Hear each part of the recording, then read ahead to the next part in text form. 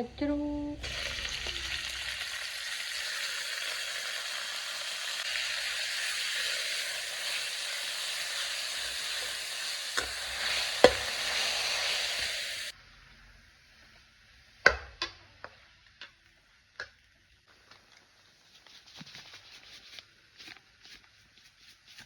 ទេ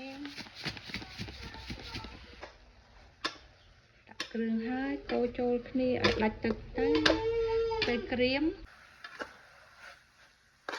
ហើយដាក់ឆៃពៅ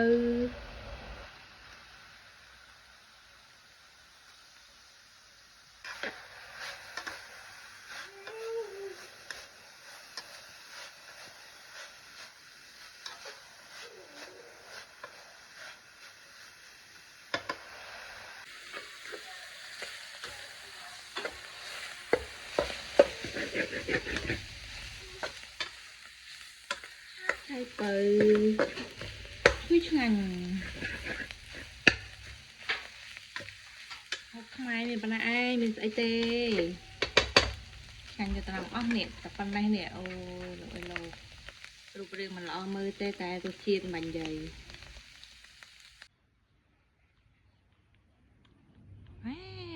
នេះបន្លែផ្ទាប់គ្នា